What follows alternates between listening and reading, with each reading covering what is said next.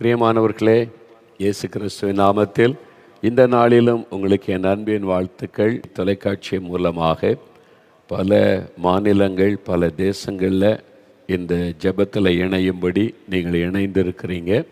உங்களை எல்லாரையும் நான் இயேசு கிறிஸ்துவின் நாமத்தில் வாழ்த்தி வரவேற்கிறேன். இந்த ஜெபத்திற்காக நாம் பல காரியங்களுக்காக ஜெபித்து கொண்டே வருகிறோம். பல தேசங்களுக்காக, எழுப்புதலுக்காக, தேசத்தில் நடைபெற்று கொண்டிருக்கிற சம்பவங்கள், காரியங்களுக்காகலாம் தொடர்ந்து நாம் ஜெபிக்கிறோம். இந்த ஜெபத்தை நம்முடைய தமிழ்நாட்டில் உள்ள மக்கள் மாத்திரம் அல்ல, இந்தியா முழுவதும் பல மாநிலத்தில் இருக்கிற மக்கள் பார்த்து இணைந்து ஜெபிக்கிறாங்க. ஏன்னா நம்ம எல்லாரும் இணைந்து ஜெபிக்கிறதுனால தான் அந்த ஜெபத்தினுடைய ஆசீர்வாதத்தை நம்ம தீவிரமாய் பார்க்கிறோம். இப்போ பாகிஸ்தானில் யுத்தம் அந்த சூழுகிற நிலை வந்தபோதே நாம் ஜெபிக்க ஆரம்பிச்சிட்டோம். எல்லோரும் வீடுகளில் ஜெபிக்க ஆரம்பிச்சிங்க. இந்த ஜெபிக்கலாம் நிகழ்ச்சியில் சொல்லுகிறதை உள்வாங்கி கொண்டு ஆயிரக்கணக்கான லட்சக்கணக்கான குடும்பங்களில் தினமும் ஜெபிக்கிறாங்க. நான் போகிற இடம்லாம் சொல்கிறாங்க, புதுசாக இயேசு அறியாத குடும்பத்திலிருந்து ரட்சிக்கப்பட்டவங்க கூட சொல்கிறாங்க, நாங்கள் ஜெபிக்கலாம் நிகழ்ச்சியை பார்த்து ஜெபிக்க கற்றுக்கொண்டு காலையில் 2 மணி நேரம் ஜெபிக்கிறாங்க. சிலர் 1 மணி நேரம், 1.5 மணி நேரம். எதுக்கு ஜெபிப்பீங்க? இந்த ஜெபிக்கலாம்னு சொல்லுவீங்களா? அதெல்லாம் நாங்கள் குறித்து வைத்து ஜெபிக்கிறோம். குட்டி பிள்ளைகள் ஜெபிக்கிறாங்க. ஒரு பெரிய ஜெப எழுப்புதல் இதன் மூலம் உண்டாகி இருக்கிறது. அந்த ஜெபம் நம்ம பல லட்சம் பேர் இணைந்து ஜெபிக்கிற அந்த ஜெபந்தான் நிறைய மாற்றங்களை உண்டாக்கி கொண்டே இருக்கிறது. நம்ம இதில் என்ன ஆச்சரியன்னா, பல மொழி பேசக்கூடியவர்கள், பல என் தேசத்தை சார்ந்தவர்கள், அதோடு பல சபை பிரிவுகளை சார்ந்தவர்கள், பலவிதமான ஊழிய பிரிவுகளில் செயல்படுறவங்க எல்லாரும் ஒருமனப்பட்டு ஜெபிக்கிறோம். அதுதான் இந்த ஜெபத்தில் காணப்படுகிற ஒரு வல்லமை. ஒரு குறிப்பிட்ட டினாமினேஷன் மாத்திரம் இல்லை, குறிப்பிட்ட மொழி பேசுகிறவங்க மாத்திரம் இல்லை, குறிப்பிட்ட தேச மக்கள் மாத்திரம் இல்லை, எல்லாரும் இணைந்து ஜெபிக்கிறோம்ல, அது பரலோகத்தில் ஒரு பெரிய தாக்கத்தை ஏற்படுத்தி பலனை கொண்டு வருகிறது. இந்த ஜெபம் அவ்வளோ வல்லமை உள்ளது என்பதை நம்ம மறந்துடக்கூடாது. நாம் ஜெபித்தோம். ஆண்டவர் பாருங்கள், யுத்தத்தை ஓய பண்ணுகிற தேவன். ஒரு யுத்தத்திற்கு நம்ம எல்லாம் பாரம் கொண்டு, ஏன்னா இந்தியாவில் தான் அதிகம் பேர் ஜெபிக்கிறாங்க. அதனால் இந்த ஜெபத்துக்கு உடனே பதில் இந்தியாவில் இதுக்கு மேலே ரத்தம் சிந்தப்படக்கூடாத முடிவு வந்திருக்கிறாரு. நாளைக்கு 2 நாட்டு தலைவர்களும் பேச போகிறாங்க சமாதான காரியமாக. ஆண்டவர் அதில் கிரியை செய்யவும், ஆண்டவர் அதில் தலையிட்டு சமாதானமான ஒரு பேச்சுவார்த்தையில் நல்ல முடிவு எடுக்க நம்ம கருத்தாக ஜெபிக்கணும். சரி, இப்போ இந்த நாளில் நிறைய அற்புதங்கள் நடக்க காரணம் கூட எல்லாரும் இணைந்து ஜெபிப்பது தான். அதனால தான் ஆண்டவருடைய அற்புத வல்லமை இந்த ஜெபத்தில் வெளிப்படுகிறது. இயேசுவை துதித்து பாடும்போது உங்கள் வீட்டில் இயேசுன்ற நாமத்தை சொல்ல சொல்ல சொல்ல அந்த தேவ பிரசன்னம் உங்களுடைய வீட்டை நிரப்பும். அந்த பிரசன்னம் உங்களுடைய வீட்டில் நிறைந்து இருந்தாலே எந்த இருளின் ஆதிக்கங்களும் வீட்டுக்குள்ளே நுழைய முடியாது. பிசாசு கொண்டு வரக்கூடிய பாவ சாப வியாதி கிரியைகள் எல்லாம் தானாய் விலகும். அதனால தான் அந்த இயேசுன்ற நாமத்தை நாங்கள் துதித்து பாடணும். சரி, இந்த நேரத்தில் சாட்சிகளை நம்ம வாசித்து 2 சாட்சிகளை வீடியோவில் பார்த்து அதன் பிறகு உங்களுக்காக ஜெபிக்க போகிறீங்க. நீங்கள் தான் ஜெபிக்க போகிறீங்க. உங்கள் ஜெபத்தை ஆண்டவர் கேட்டு அற்புதம் செய்வார். என் ஜெபத்தை கூட இயேசு கேட்பாராங்க? நான் கிறிஸ்தவெல்லாம் இல்லையே, சர்ச்சைக்கெல்லாம் போனது இல்லையே, இதான் அந்த முதல் முறை நிகழ்ச்சியை பார்க்குறேன். பரவாயில்ல, ஏன்னா நீங்கள் இயேசுக்கு ரொம்ப பிரியமானவங்க. அதனால தான் உங்களை இந்த நிகழ்ச்சியை பார்க்க வைத்திருக்கிறார். நீங்கள் இயேசுவே எனக்கு ஒரு அற்புதம் செய்யுங்க இந்த பெயரை சொல்லி கூப்பிட்டா கட்டாயம் உங்களுடைய ஜெபத்துக்கு பதில் தருவார். நீங்கள் அற்புதத்தை பெற்றுக்கொள்ளுவீங்க. சரியா? இப்போது எப்படி இந்த அற்புதம் நடக்குது, என்னென்ன மாதிரி இயேசு அற்புதம் செய்கிறார்? இந்த அற்புதத்தை பெற்றுக்கொண்ட சிலர் சொன்ன சாட்சி, அவங்களே எங்களுக்கு தொடர்பு கொண்டு இந்த மாதிரி எனக்கு அற்புதம் நடந்ததுன்னு சொன்ன பிறகு அதை அவங்கள்ட்ட தெளிவாக பேசி அவங்களுக்கு என்ன நடந்தது என்பதெல்லாம் அறிந்து உண்மைதானா என அறிந்த பிறகு தான் அந்த சாட்சி உங்களுக்கு வாசிக்கிறோம். நிறைய ஆண்டவர் அற்புதம் செய்கிறார். அதனால் எல்லாத்தையும் சொல்வதற்கு நேரம் இல்லை. அதனால் சில சாட்சிகளை மாத்திரம் உங்களுக்காக நான் வாசிக்கிறேன். சகோதரி சரண்யா செல்வகுமார் கோயம்புத்தூர்லேருந்து ஒரு சகோதரி சொல்லியிருக்கிறாங்க. நான் 1 மாதமாக தற்கொலை எண்ணத்தினால் பாதிக்கப்பட்டிருந்தேன். ஒரு ஆவி எப்பொழுதும் என் கூடவே இருக்கும். நீ தற்கொலை செய்து மரித்துவிடு என்று என் மனதில் சொல்லி கொண்டே இருக்கும். உள்ளத்துக்குள்ளே ஒரு சத்தம் அப்படியே வந்துக்கிட்டே இருக்கும், தற்கொலை பண்ணி மரித்துவிடு. இதனால் எனக்குள் ஒரு நாள் கூட மன அமைதியே இருக்காது. ஒரு விதமான கலக்கமும் பயமும் எப்பொழுதும் எனக்குள் இருந்து கொண்டே இருக்கும். அநேக நேரம் என்னை அறியாமலேயே தனியாக உட்கார்ந்து அழுது கொண்டே இருப்பேன். கடந்த ஏப்ரல் மாதம் 30ஆம் தேதி இந்த சத்தம் எனக்கு மேல் ஓங்கியதால் தற்கொலை செய்துவிட வேண்டும் என்று முடிவெடுத்து என் அம்மாவிடம் நான் சாக போகிறேன், என் குழந்தையை பார்த்து கொள்ளுங்கள் என்று தொலைபேசி மூலமாய் தெரியப்படுத்துவதற்காக என்னுடைய செல்ஃபோனை எடுத்தேன். ஆனால் அந்த நேரத்தில் நாலுமாவடியில் உள்ள 24 மணி நேர ஜெப மையத்திற்கு ஃபோன் செய்யும்படி என் சிந்தனையில் ஒரு எண்ணம் வந்தது. பாருங்கள், ஆண்டவர் எப்படி ஒரு ஆளை குறைத்து ஒரு ஒரு மனிதன் அல்லது மனுஷியை குறைத்து அக்கறையோடு இருக்கிறார்.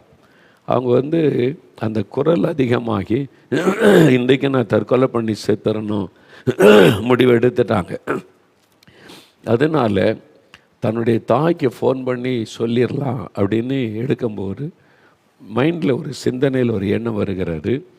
4 மாவடியில் 24 மணி நேரம் ஜெபிக்கிறேன்னு சொல்கிறாங்களே, அந்த ஜெப மையத்துக்கு ஒரு ஃபோன் பண்ணி பேசலாம் என்ற எண்ணம். ஏதோ ஆண்டவர் தலையிடுவது, ஆண்டவர் ஒரு மனிதன் மீது அக்கறையோடு கிரியை செய்வது. என் உள்ளத்தில் ஒரு எண்ணம் வந்தது. உடனே தொடர்பு கொண்டு ஜெபிக்க கேட்டுக்கொண்டேன். அப்பொழுது ஒரு சகோதரர் என் பிரச்சனைகளை விசாரித்து எனக்காக ஜெபம் செய்தார்கள்.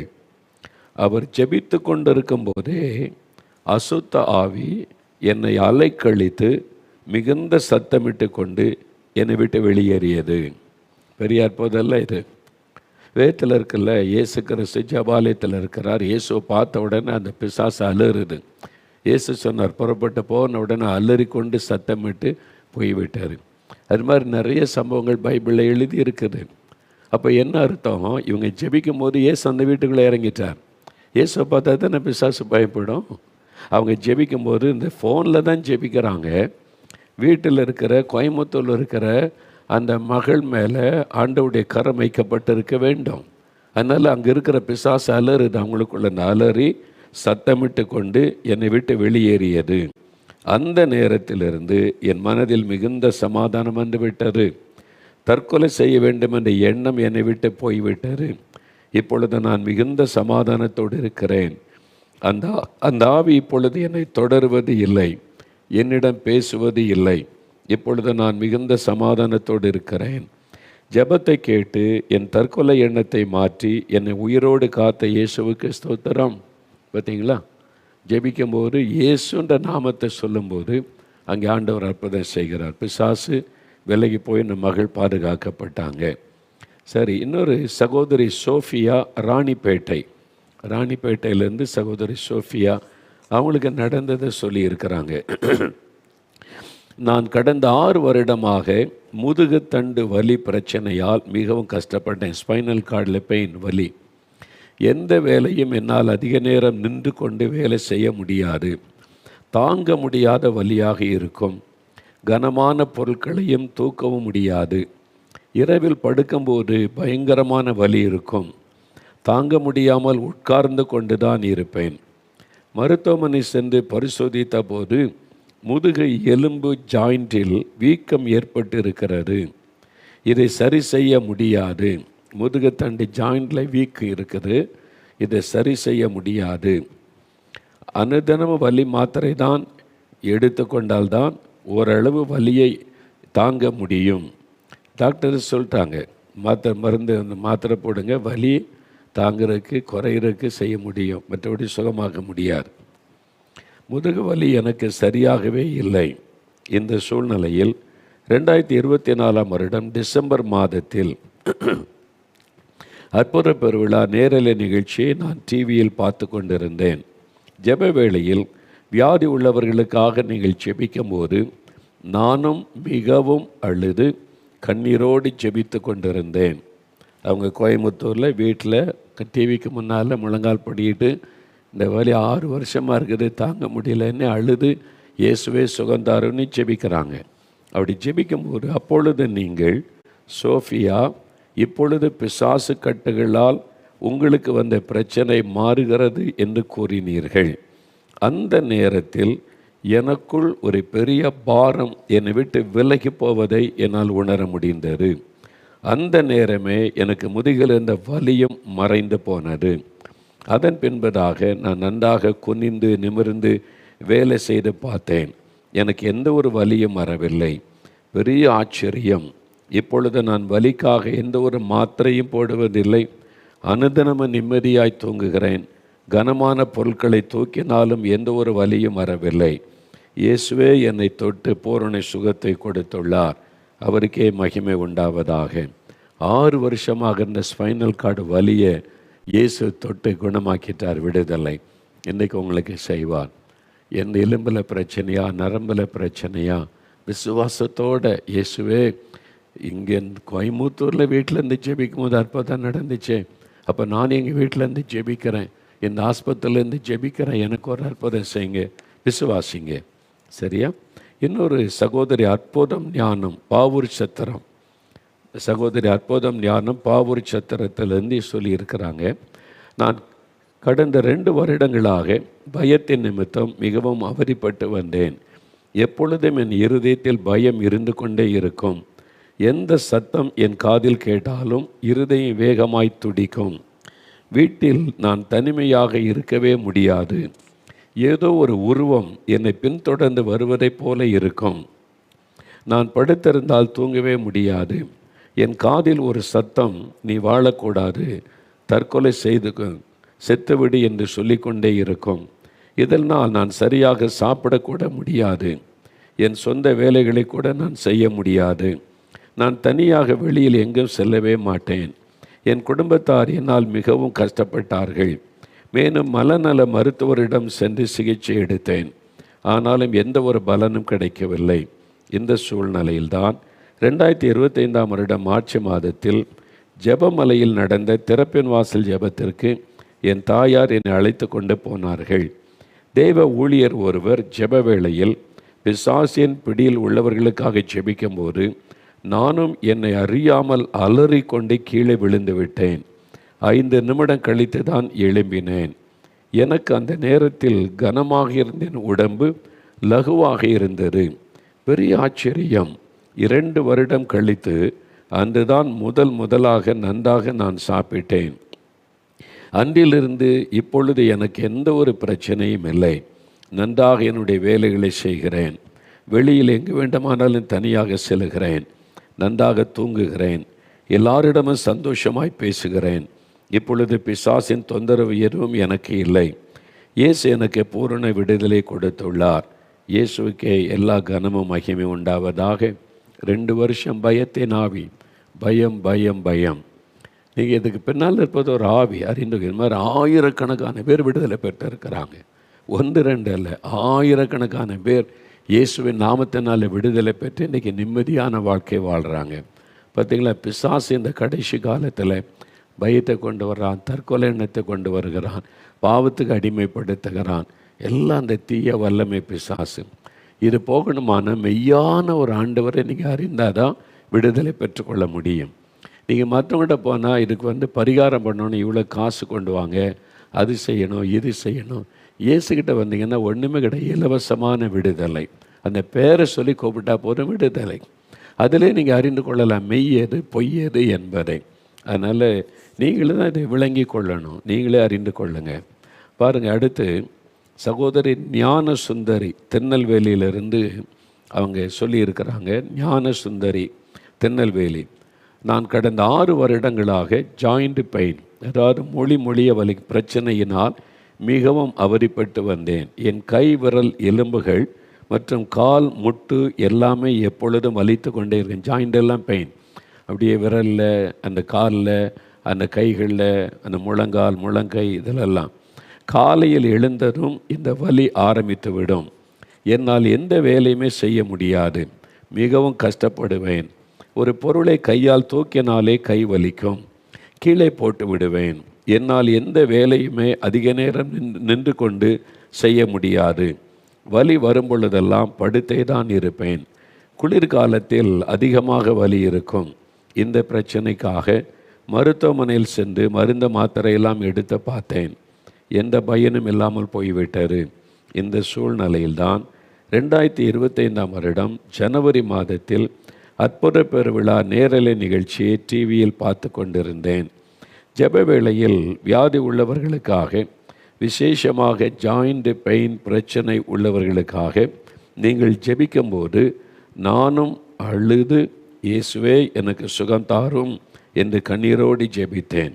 அப்பொழுது நீங்கள், சகோதரி ஞான சுந்தரி, கர்த்தர் உங்களை தொடுகிறார், உங்களுடைய பலவீனங்கள் இயேசுவின் நாமத்தில் விலகி போகிறது என்று கூறினீர்கள். பெரிய ஆச்சரியம். ஜெபம் முடிந்ததும் என் கை விரல் வலி மற்றும் கால் முட்டு வலி எதுவுமே எனக்கு இல்லாமல் போய்விட்டது. உடனே சுகம். உடனே அவங்க அழுது ஜெபிக்கிறாங்க. ஆண்டவங்க பெயரை சொல்லி உங்களுக்கு விடுதலை ஜெபம் கேட்கப்பட்டது சொன்ன உடனே 6 வருஷமாக அந்த வலி டக்குன்னு எல்லாமே மறைந்து விட்டது. மறுநாளிலிருந்து என்னுடைய வேலைகளை நான் செய்து பார்த்தேன். எனக்கு எந்த ஒரு ஜாயிண்ட் பெயின் வலி எதுவுமே வரவில்லை. இப்பொழுது நான் நன்றாக இருக்கிறேன். இயேசு எனக்கு ஒரு செலவுமின்றி இலவசமாக நிரந்தரமான சுகத்தை கொடுத்துள்ளார்.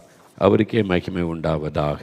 பார்த்தீங்களா, இலவசமான சுகம், நிரந்தரமான சுகம். அதான் இயேசு உங்களுக்கு இன்றைக்கி செய்வார். எந்த வியாதியாக இருக்கட்டும் இயேசுவால் குணமாக்க முடியும். இன்னொரு சகோதரி புஷ்பம் வின்சென்ட், கன்னியாகுமரி. இவங்க ஒரு வினோதமான சாட்சி. நல்ல கவனிங்க, நிறைய குடும்பத்தில் உள்ளவங்க பார்த்து கொண்டு இருக்கிறீங்க. இந்த சகோதரி ஒரு ஆச்சரியமான சாட்சி எழுதியிருக்கிறாங்க. சகோதரி புஷ்பம் வின்சென்ட், கன்னியாகுமரி.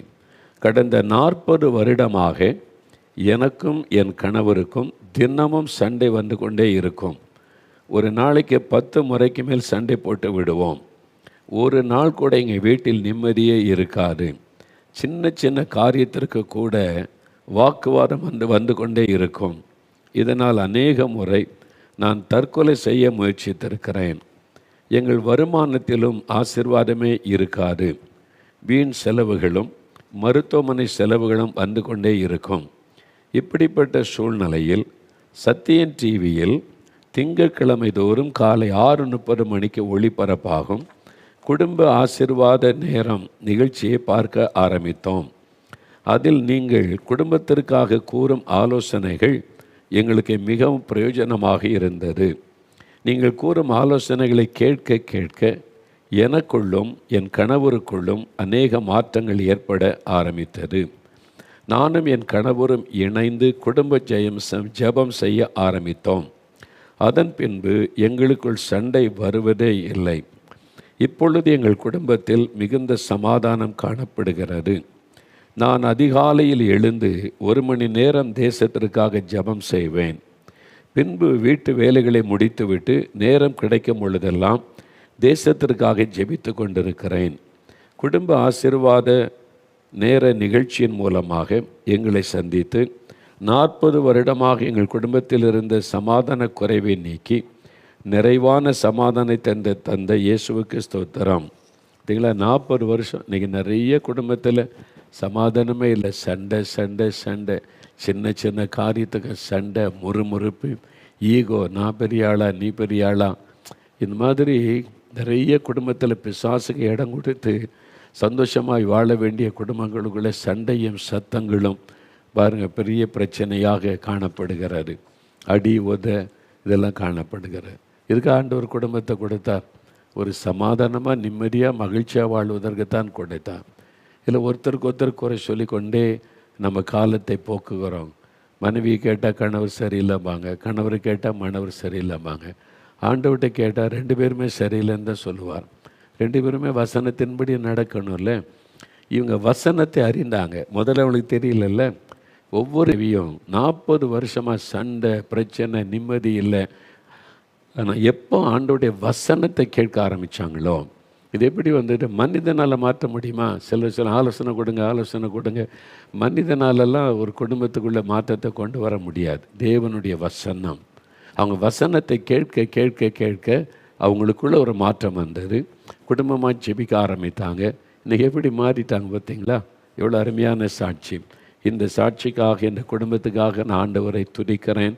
அருமையான சகோதரி புஷ்பா மின்சன் அவங்களுக்காக கர்த்தர் இந்த குடும்பத்தை மேன்மேலும் ஆசீர்வதிப்பாராக.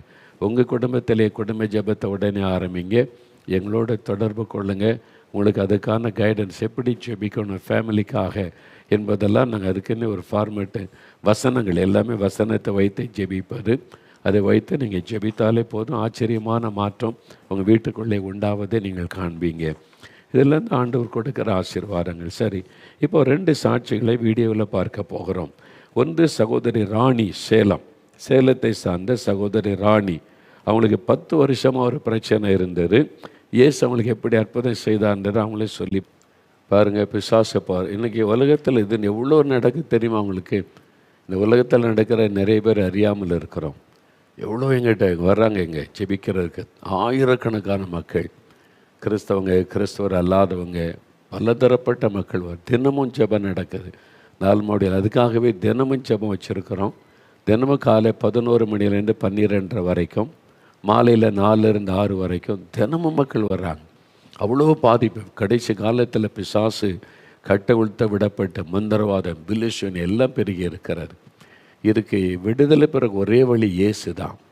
நீங்கள் போய் மந்திரவாதம் பண்ணலாம், குறி சொல்லிட்டு கேட்கலாம், அங்கே போகலான்னா பரிகாரம் செய்யணும்னா காசு இல்லாமல் எதாவது நடக்கும். நீங்கள் யோசிங்க. ஒரு தாயத்து வாங்கினா அதுக்கு இவ்வளோ பணம் கேட்பாங்க. ஒரு தகடு மந்திரன்னா இது தீய சக்தியை மாத்திரம் தருன்னு சொல்லுவாங்க. நீங்களே யோசிங்களேன். கடவுள்னு ஒருத்தருக்கான்னு விசுவாசிக்கிறீங்கள, சரி, கடவுளை ஒரு தாயத்துக்குள்ளே அடக்க முடியும்னு நினைக்கிறீங்க? ஒரு ஆள் உட்காந்து மந்திரம் போட்டு கடவுளை கொண்டு வந்து தகட்டுக்குள்ளே அடைக்கிட்டு மந்திரம் போட்டு ஒரு கடவுளை கொண்டு வந்து தாயத்தில் வச்சு கட்டிக்கிடுங்கன்னு சொல்ல முடியும்னு நினைக்கிறீங்க நீங்கள்? அப்போ அது என்னது? அசுத்தாவிகள். அவன் மந்திரவாதம் பண்ணி பிசாசை பலி செலுத்தி பிசாசை கொண்டு வந்து தாயத்துக்குள்ளேயும் தகட்டுகளையும் வச்சு இதை வச்சுக்கிடுங்கண்ணா. பிசாசு தானே உங்களுக்கு விரோதமாக போராடுது. பயத்தை கொடுக்கறது பிசாசு, தற்கொலை தோண்டது பிசாசு, உங்களை வாதிக்கிறது பிசாசு. அப்புறம் பிசாசை கொண்டு வந்து உங்களை பாதுகாக்கணும்னா எப்படி? யோசிங்களேன், கொஞ்சம் சிந்திச்சு பாருங்கள். ஆனால் காசு வாங்குறாங்கல்ல, யாராவது இலவசங்க, நாங்கள் எவ்வளோ இந்த தாயத்தை தர்றேன், தகடு தர்றேன், இலவசம் உங்களுக்கு, யாரும் காசெல்லாம் கொடுக்க தேவையில்லை, கடவுள் நமக்குன்னு யாராவது சொல்கிறாங்களா? நாங்கள் சொல்கிறோங்க, இலவசம். இத்தனை 1000 சாட்சி கேட்குறீங்களே, யாருக்கிட்டையும் காசு வாங்கிட்டு இயேசு அற்புதம் செய்யலை, எல்லாம் இலவசம். இயேசு கிறிஸ்து கொடுக்குற சுகம் இலவசம், விடுதலை இலவசம், பாவத்திலிருந்து விடுதலை, ரட்சிப்பு இலவசம். என்ன அவர் கடவுள், அவர் தான் மெய்யான கடவுள், வானத்தை பூமி உண்டாக்கின கடவுள். அதனால் ஒரு பேரை சொன்னாலே பிசாசு பயப்படுது.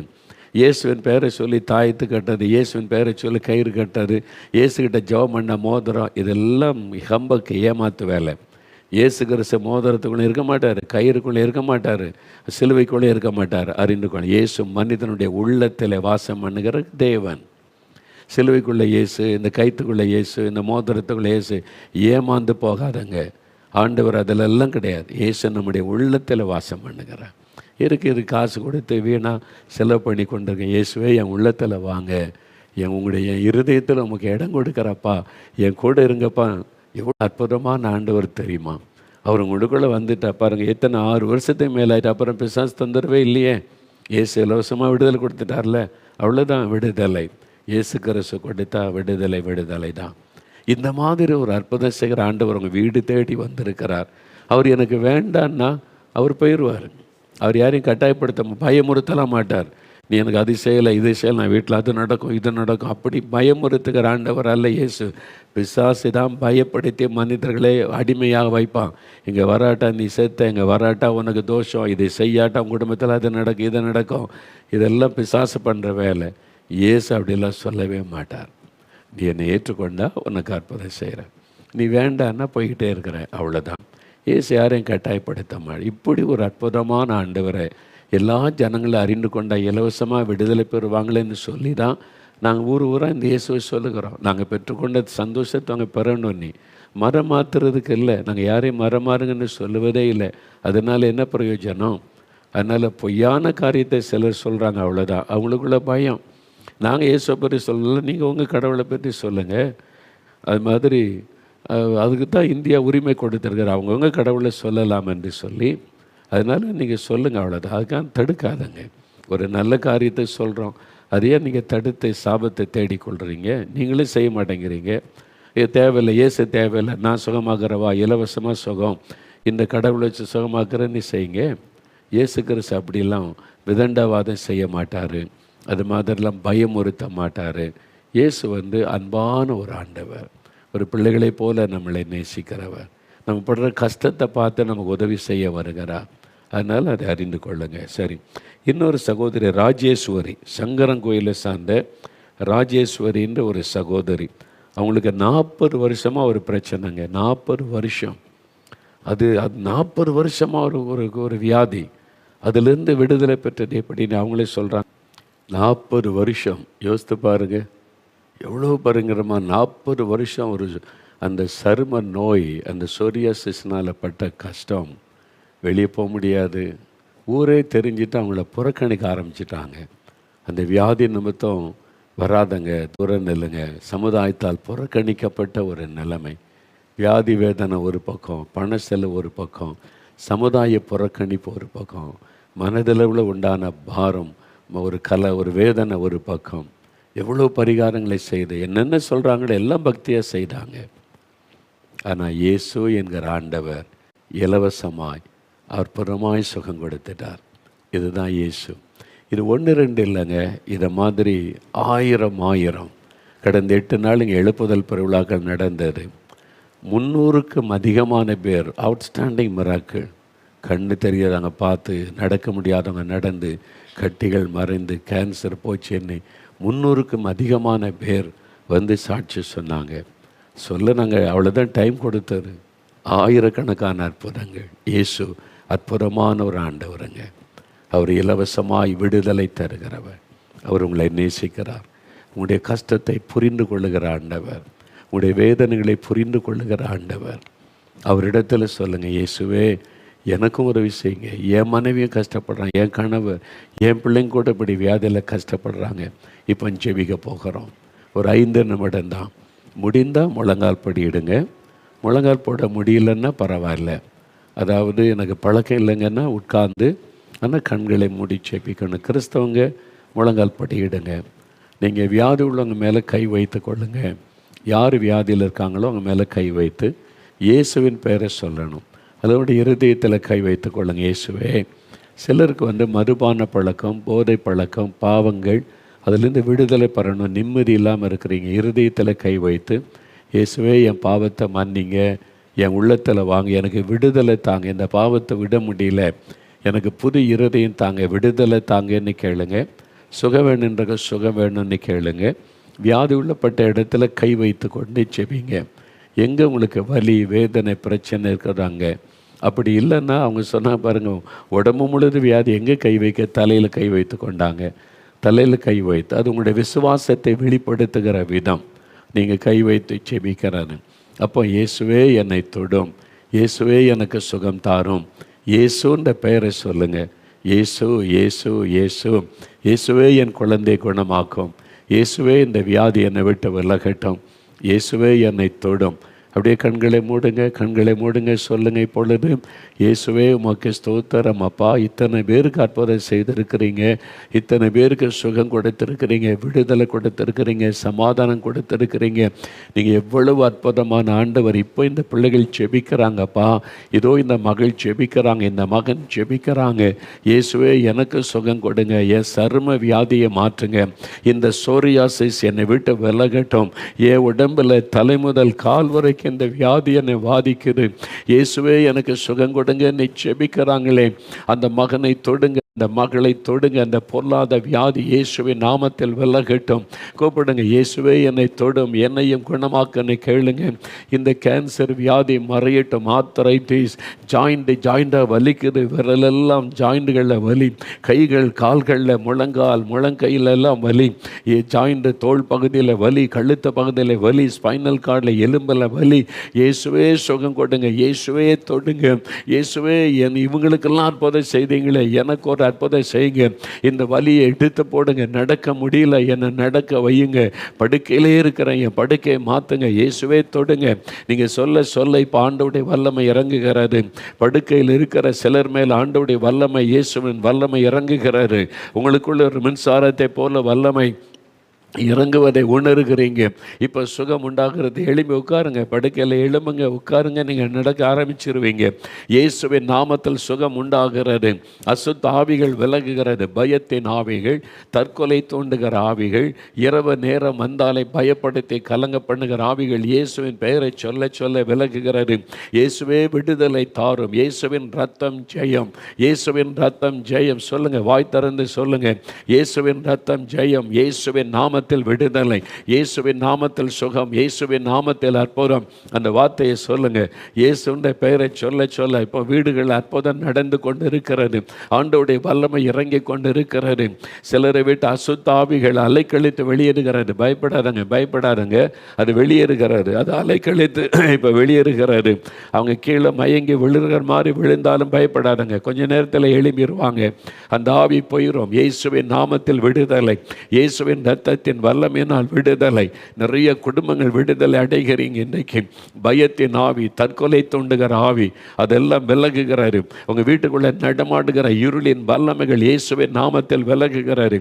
நீங்க சொல்லுங்க, இயேசுவின் ரத்தத்தை என் வீட்டுக்குள்ளே தெளிக்கிறேன், இயேசுவின் ரத்தத்தை என் வீட்டுக்குள்ளே தெளிக்கிறேன், இயேசுவின் ரத்தம் ஜெயன்னு சொல்லுங்க. அந்த இருளின் வல்லமை எல்லாம் விலகும். அந்த பொருளாத பிசாசெல்லாம் விலகி போகும். விடுதலை. குழந்தைக்காக ஜெபிக்கிறீங்க. இயேசுவே என் குழந்தை குணமாக்க கரம் வைத்து ஜெபிங்க. அந்த மரண போராட்டம் மாறுகிறது. இழுப்பு வியாதி மறைகிறது.